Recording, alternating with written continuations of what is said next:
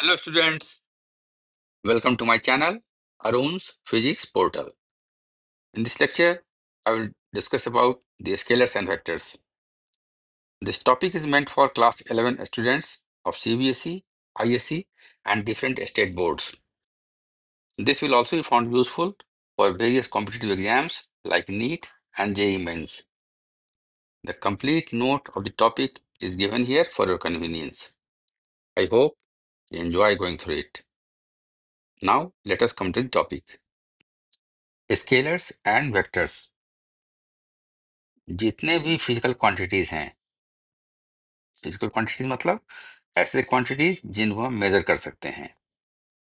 तो जितने भी फिजिकल क्वांटिटीज हैं उनको हम ब्रॉडली दो ग्रुप में बांट सकते हैं, स्केलर और दूसरा है वेक्टर।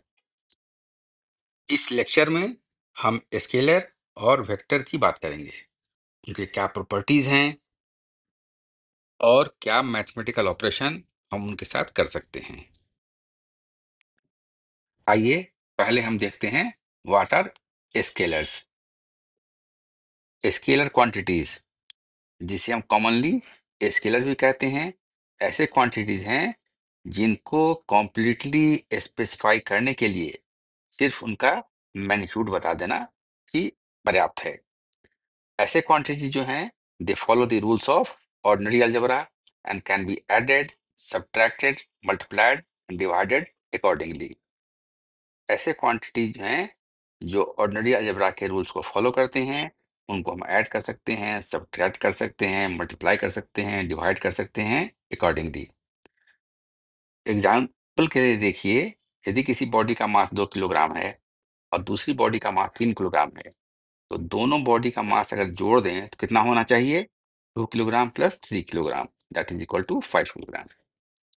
ठीक है, तो combined mass of the two bodies is 5 kilogram.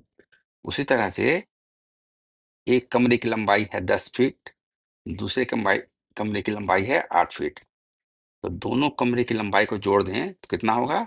10 feet plus 8 feet is 18 feet. ठीक है, स्केलर क्वांटिटीज के कुछ एग्जाम्पल हैं: mass, length, time, volume, speed, density, electric current, electric potential, gravitational potential, kinetic energy, magnetic potential energy वगैरह वगैरह। ठीक है, हमने कहा है कि जो इलेक्ट्रिक करंट है, this is an example of scalar quantity, जिसमें सिर्फ मैग्नीट्यूड है, डायरेक्शन नहीं है। लेकिन हम जब इलेक्ट्रिक करंट दिखाते हैं फिगर में, तो हम दिखाते हैं उसका डायरेक्शन। ठीक है, ये होने के बावजूद हम क्यों कहते हैं ये स्केलर है, इसकी चर्चा हम इस लेक्चर में आगे करेंगे। ओके, वेक्टर क्वांटिटीज, जिसे हम कॉमनली वेक्टर भी कहते हैं, और ऐसी राशियां हैं जिनमें मैग्नीट्यूड भी है और डायरेक्शन भी है। और उनका पूरा पूरा डिस्क्रिप्शन तभी दे सकते हैं जब इसका मैग्नीट्यूड और डायरेक्शन दोनों दिया हुआ हो। ये क्वांटिटीज रूल्स ऑफ अलजेब्रा नहीं मानती हैं, but they follow the triangle law, जिसकी चर्चा हम आगे करेंगे। ठीक है, वेक्टर्स के कुछ एग्जाम्पल हैं: displacement, velocity, momentum, force, intensity of electric field, intensity of magnetic field, intensity of gravitational field, etcetera. तो वेक्टर में मैग्नीट्यूड भी है, डायरेक्शन भी है। यदि हम कहते हैं कि पार्टिकल की वेलोसिटी 10 मीटर पर सेकंड है, इसका मतलब है कि हम बता रहे हैं कि पार्टिकल का जो स्पीड है वो 10 मीटर पर सेकंड है किसी गिवन डायरेक्शन में। मान लीजिए कि वो ईस्ट है। ठीक है, तो वेलोसिटी में मैग्नीट्यूड डायरेक्शन दोनों है, जबकि स्पीड में सिर्फ मैग्नीट्यूड है। इस वेलोसिटी को रिप्रेजेंट करने के लिए हम एक लाइन खींचते हैं और लाइन के एक सिरे पर एक एरो देते हैं, जो रिप्रेजेंट करता है इसके डायरेक्शन ऑफ मोशन को।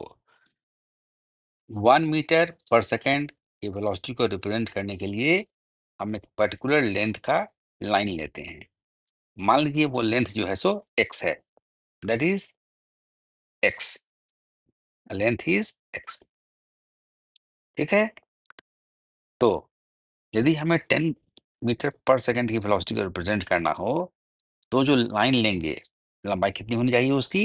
10 times of this x, that will B 10x। ठीक है, तो 1 मीटर पर सेकेंड को रिप्रेजेंट करने के लिए हम x लंबाई का एक लाइन लेते हैं। तो 10 मीटर पर सेकेंड की वेलोसिटी को रिप्रेजेंट करने के लिए जो लाइन की लंबाई लेंगे वो कितनी होगी? That will be equal to 10x। Figure 1 में हम दिखा रहे हैं आपको vectors representing different velocities having different magnitude and also different direction.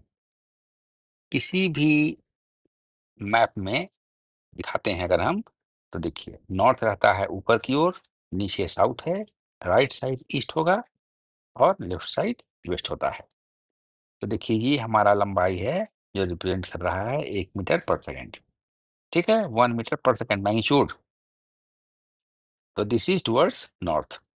Arrow यहाँ दिए हैं, दिस इज द एरो, इसको बोलते हैं हेड ऑफ द एरो, इसको बोलते हैं टेल ऑफ द एरो। ठीक है, तो हमको रिप्रेजेंट करना है velocity 5 metre per second towards east. तो 5 मीटर, ये लंबाई हुआ 1 मीटर पर सेकेंड। तो 5 मीटर पर सेकेंड को रिप्रेजेंट करेंगे इस लंबाई के 5 टाइम्स लेंथ से। तो this is that length and this represents velocity of 5 metre per second towards east. क्यों ईस्ट? क्योंकि ये दिशा ईस्ट है, राइट साइड ईस्ट है। ठीक है, ये वेलोसिटी है 3 metre per second towards south. ठीक है, ये लंबाई जो है सो इस लंबाई का 3 टाइम्स है। This is towards south, this is towards south west, this is 2 metre per second towards south west. देखिए इधर हुआ साउथ, इधर इधर हुआ साउथ। ठीक है, इधर साउथ है और इधर वेस्ट है, दोनों के बीच में कोई दिशा है तो ये साउथ वेस्ट की दिशा है ये। तो this is 2 metre per second towards south waste. ये दिशा है, देखिए 2 metre per second towards south east. ये साउथ है, ये ईस्ट है, इसके बीच में जा रहा है ये, तो ये हुआ साउथ ईस्ट की दिशा। ठीक है, फ्रंट एड एंड जो है एरो का, उसको हम बोलते हैं हेड ऑफ द एरो, और जो रियर एंड है उसको बोलते हैं टेल ऑफ द एरो। तो देखिए ये एरो यहाँ दिखा रहे हैं हम खींच के आपको, ये एरो यहाँ पर खींचा हुआ है, इसको हेड बोलते हैं, हेड ऑफ द एरो है, और ये आपका टेल ऑफ द एरो है। ठीक है, अब मान लीजिए इसी बॉडी में एक साथ दो वेलोसिटी दिए गए हैं, दो डिफरेंट डायरेक्शन में, तो वस्तु कहाँ जाएगी? Where will the body move? ऐसे सिचुएशन को विजुअलाइज करने के लिए हम एक ट्यूब की कल्पना करते हैं। ठीक है, ट्यूब ऐसा है कि इसमें एक छोटा ball, small ball just fits into it. तो फिगर 2 में दिखा रहे हैं हम आपको, this is the tube that is lying along this direction. ठीक है, इसमें ये पिंक कलर से दिखा रहे हैं ball. Initially this tube was here coinciding with the line O ए।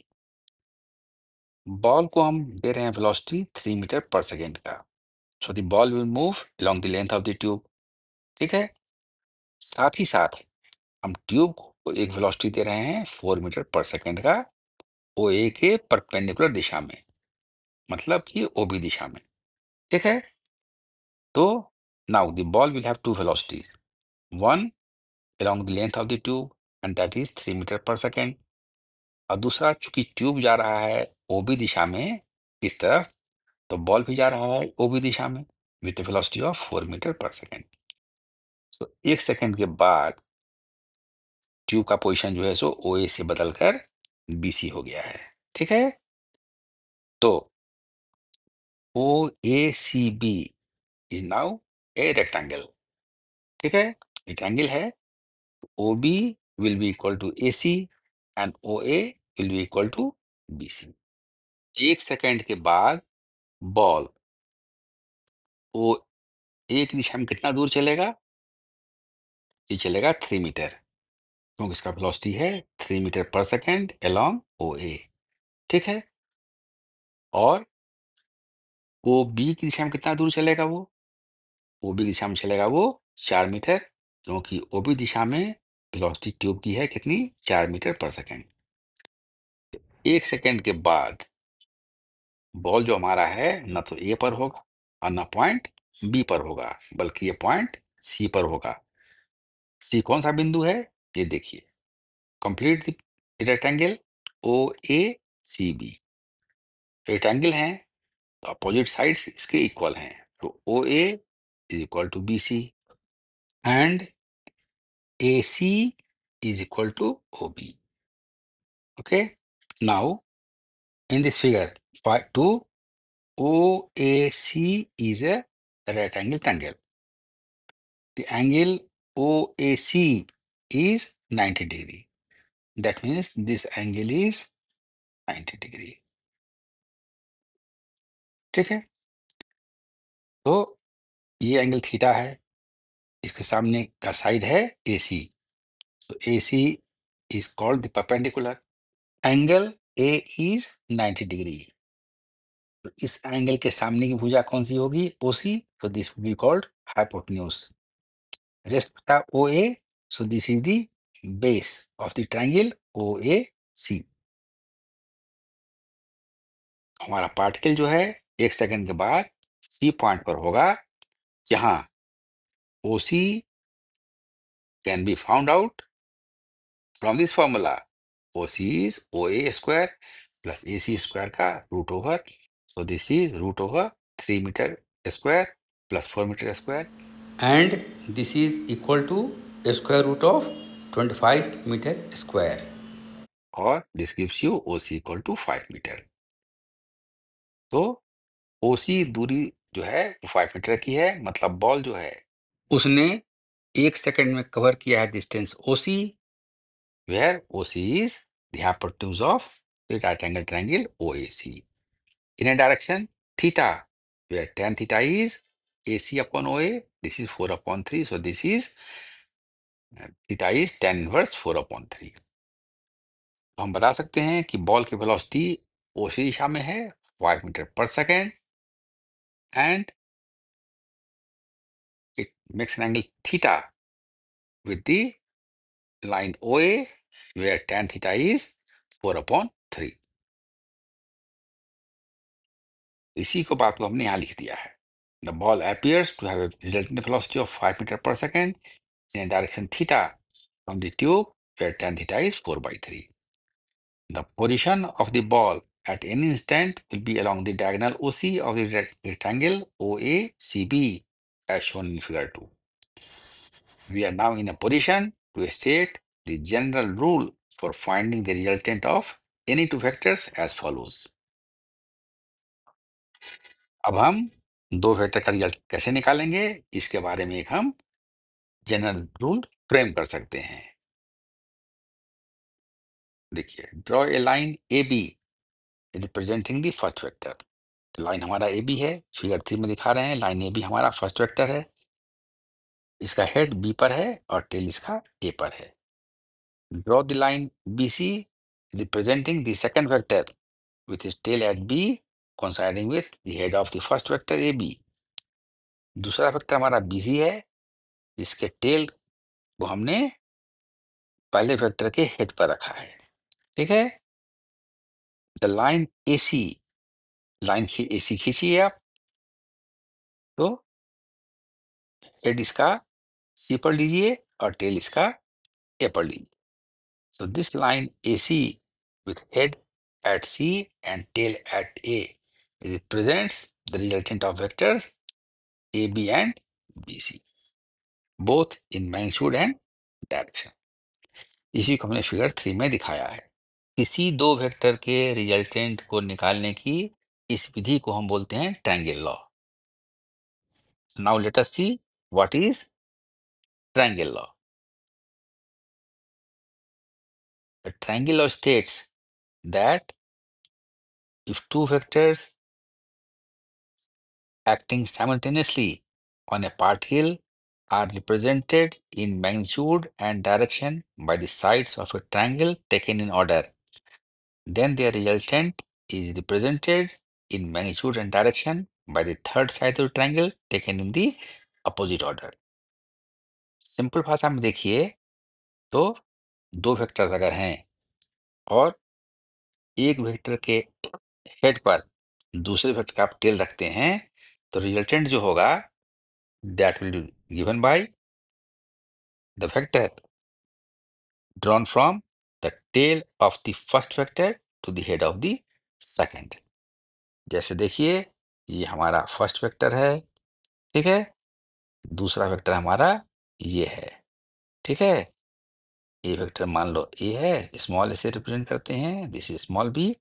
तो फर्स्ट वेक्टर का टेल यहाँ पर है और सेकंड वेक्टर का हेड यहाँ पर है, इसको अगर मिला देते हैं हम, तो ये जो हुआ, this is the resultant of the vectors A and B. So this is A C equal to A plus B, ठीक है। So if two vectors acting simultaneously on a particle are represented in magnitude and direction by the sides of a triangle taken in order। taken in order मतलब या तो clockwise हो या वो anti clockwise हो। ये दो वेक्टर को हम क्लॉकवाइज ले रहे हैं, तो रिजल्टेंट दिखाया जाएगा उसका एंटी क्लॉकवाइज में दिखाया जाएगा। हम जा रहे हैं वेक्टर ए से बी की ओर इन एंटी क्लॉकवाइज डायरेक्शन। रिजल्टेंट कहाँ है? रिजल्टेंट हमारा है क्लॉकवाइज डायरेक्शन, ठीक है। देखिए, जैसे आपको यहाँ हम दिखा दें, ये है ऐसे, ये हुआ एंटी क्लॉकवाइज, ए से बी की ओर जा रहे हैं एंटी क्लॉक, तो रिजल्टेंट हमारा हो रहा है किधर? रिजल्टेंट हो रहा है इधर से इधर की ओर, क्लॉकवाइज, ठीक है। This can be extended, find the resultant of any number of vectors. कई वेक्टर हैं, उसका रिजल्टेंट हम इसी तरीके से निकाल सकते हैं।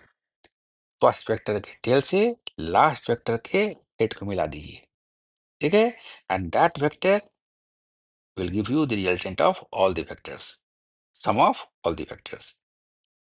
Let we have to find the resultant of large number of vectors A, B, B, C, C, D, D, E, F, and so on. To find the resultant of these vectors, we first draw the first vector AB and then place the tail of the second vector BC on the head of the first. That is, head on the head of the vector AB. So see in the figure, we have the vector AB here. This is the head of the vector AB and this is the tail. On the head of the first vector, we place the tail of the second vector. Okay, so this is the tail of the second vector placed on the head of the first. Then the tail of the third vector CD is placed on the head of the second vector here. Next, the tail of the next vector DE is placed on the head of the vector CD here. And finally, we place the tail of the vector EF on the head of the vector DE. And in the final stage, I connect the tail of the first vector AB to the head of the last vector EF. So AF gives you the resultant of all these vectors in magnitude and direction. Let us see how this is possible. So we have a number of triangles here. In triangle ABC, this first triangle, you apply the triangle law. So AB plus BC will be equal to AC. Okay, so this is the first line. The second triangle ACD, we have AC plus CD is equal to AD. Okay, this is second one. In triangle ADE, we have AD plus DE is equal to AE. This all follows from the triangle law.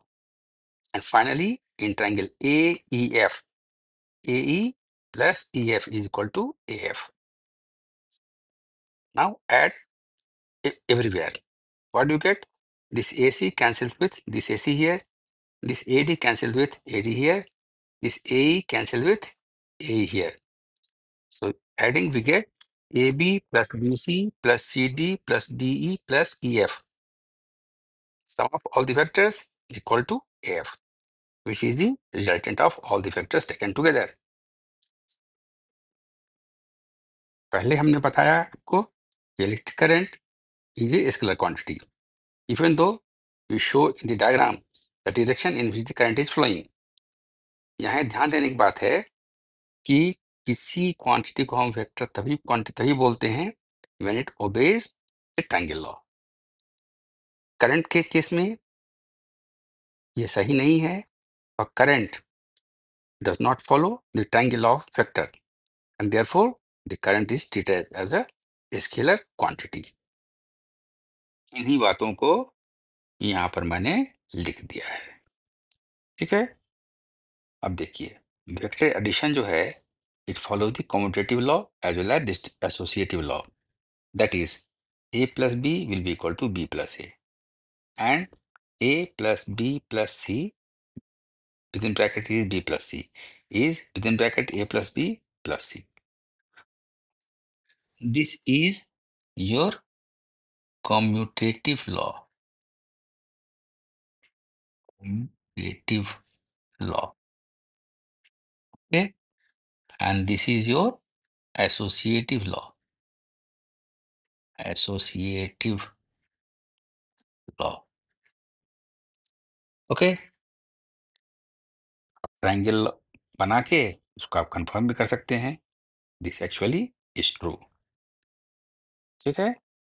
अब देखिए, vectors जो हैं उसको दो group में divide कर सकते हैं, एक है पोलर वेक्टर और एक है axial vector. What is polar vector? Polar vector वो है which has a starting point और ए पॉइंट ऑफ एप्लीकेशन। जिसका कोई स्टार्टिंग पॉइंट है उसको बोलते हैं पोलर वेक्टर। जैसे डिस्प्लेसमेंट है, फोर्स है, वेलोसिटी है, लीनियर मोमेंटम है, they are examples of polar vector. On the other hand, an axial vector is one which represents rotational effect and acts along the axis of rotation in accordance with the right hand screw rule. Right hand screw rule क्या है? To take a screw and put it on the wall and rotate the screw in the clockwise direction.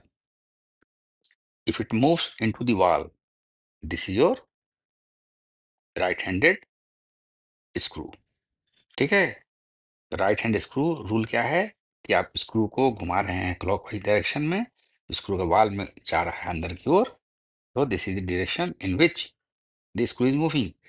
सो ये हुआ आपका axial vector. So this is one which represents the rotational effect. Angular velocity, torque, angular momentum are some of the examples of axial vector. अब देखिए क्या होता है unit vector. जैसा कि नाम से ही क्लियर है, यूनिट वेक्टर ऐसे वेक्टर हैं जिनका मैग्नीट्यूड यूनिटी है and they simply give the direction. A unit vector along the direction of vector A is usually written as A caret, and it is read as A caret, A hat or A cap. Hence we can write vector A, this is the mod of A, mod of vector A. So this is magnitude of A into A caret. So unit vector simply gives you the direction of the vector. In general, I, J, K are taken as unit vectors along x, y, and z axis of the Cartesian coordinate system. I, J, K जो vectors हैं उनका magnitude 1 है and they simply gives you the direction. Unit vector I is along x axis, unit vector J is along y axis, and the unit vector K is along z axis. जैसे देखिए, ये आपका हो गया x axis, ये हो गया आपका y axis, and this is your z axis। तो इधर जो वेक्टर है ये है आपका I, इधर जो वेक्टर है ये है यूनिट वेक्टर J, और इधर आपका है यूनिट वेक्टर K। ठीक है। यदि कहा जाए कि वेक्टर 2i है, दिस इज 2i, इसका मतलब ये वेक्टर है जिसका मैग्नीट्यूड 2 यूनिट है और वो एक्स एक्सिस के अलोंग है। ठीक है। कोई वेक्टर है जो -3j है, इसको हम लिख सकते हैं 3 into -j। So this is a vector whose magnitude is 3 units and it is directed along negative y direction. Okay, now come to zero vector। मान लीजिए दो वेक्टर हमारे हैं, vector A and vector B, they have the same magnitude but they are oppositely directed, then the magnitude of A plus B will be 0। ठीक है। Since we are adding two vectors, The result will be a vector of zero magnitude और ए zero vector. दो vectors हैं जिनका magnitude equal है लेकिन direction उनका opposite है, तो उनका सम जो होगा सो जीरो होगा। और चूंकि दो वेक्टर का सम वेक्टर ही होगा, इसलिए ये वेक्टर जो होगा सो जीरो वेक्टर होगा। So zero vector or a null vector is a vector of zero magnitude. As the magnitude of a zero vector is zero, it should be represented by an arrow of zero length. ठीक है? As this cannot be specified, the direction of a zero vector is quite arbitrary and immaterial. कैसे represent करते हैं उसको? ऐसे लिखते हैं simply zero, ऊपर में ऐसे कर दिया। इसका लेंथ कुछ नहीं है, this is zero. The velocity vector of a stationary particle, अगर पार्टिकल स्टेशनरी है तो क्या वेलोसिटी कितना है? जीरो। तो चूंकि वेलोसिटी वेक्टर क्वांटिटी है, that is velocity vector of a stationary particle is a zero vector. The acceleration of a particle moving with uniform velocity, the displacement vector of a stationary particle are some examples of zero vector. Particle अगर uniform velocity से move कर रहा है तो उसका acceleration zero है, तो acceleration vector क्या होगा? जीरो वेक्टर होगा।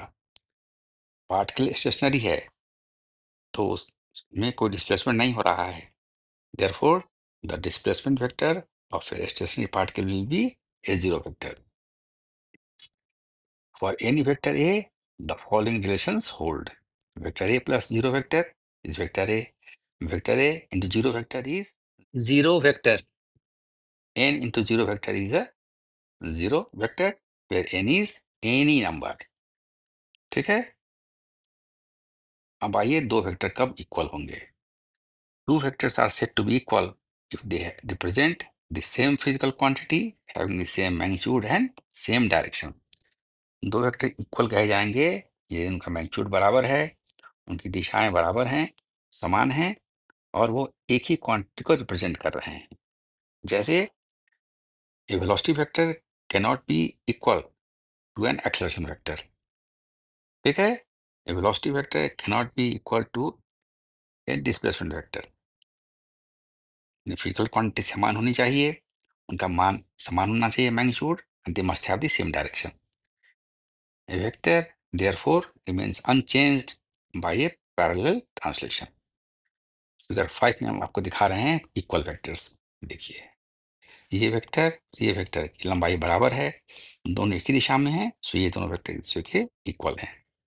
तो इसके बदले हम इसको लिख सकते हैं, इसके बदले हम ये वेक्टर भी, अगर ये वेक्टर ए है तो ये भी ये होगा और ये भी ए वेक्टर होगा। ये वेक्टर देखिए, ये दोनों पैरेलल हैं, दिशा दोनों की एक है, लंबाई दोनों का समान है, तो these two are also equal. These two vectors have the same length and same direction, so they are also equal. These two vectors have same length and same direction, so they are also equal. These two vectors have same length and same directions, these are also equal. तो दो vector equal कहे जाएंगे यदि उनका magnitude बराबर है, उनकी दिशा समान है, और दोनों एक ही फिजिकल क्वांटिटी को रिप्रेजेंट करते हैं। अब आइए को इनिशियल वेक्टर, ऐसे vector whose tails coincide at the same point or vectors which have the same common starting point are called co-initial vectors। ठीक है? फिगर 6 में आपको हम दिखा रहे हैं को-इनिशियल वेक्टर्स। सबका स्टार्टिंग पॉइंट एक ही है, इसी पॉइंट से सब स्टार्ट कर रहा है, वो पॉइंट से। ठीक है? ये वेक्टर ए है, वेक्टर बी है, वेक्टर सी है, सबका स्टार्टिंग पॉइंट ए ही है, सो दीज आर को-इनिशियल वेक्टर्स। को-प्लेनर, जैसा कि नाम से क्लियर है, ऐसे वेक्टर्स जो एक ही प्लेन में लाई करते हैं उसे हम बोलते हैं coplanar vector. In figure 7 we have three vectors A, B and C. All these three vectors A, B and C in figure 7 lie in the plane of the paper. Clear? So they are coplanar vectors. एक है localized vector. A vector whose initial point is fixed is called a localized vector or a fixed vector. Initial point vector का fix हो उसे बोलते हैं localised vector या fixed vector. एक हमारा है नॉन लोकलाइज्ड वेक्टर, ऐसा वेक्टर जिसका इनिशियल पॉइंट फिक्स नहीं है उसे हम कहते हैं नॉन लोकलाइज्ड वेक्टर और a free vector. In this lecture we have seen what are scalars, what are vectors, what is triangle law, what are different kinds of vectors, and all that is necessary for the further study of vectors. I assume you like this presentation. यदि आपको मेरा यह presentation अच्छा लगा हो तो like करें, share करें और मेरे चैनल को सब्सक्राइब करें। So thank you for watching. See you next time with some other topic of interest. Till then, goodbye.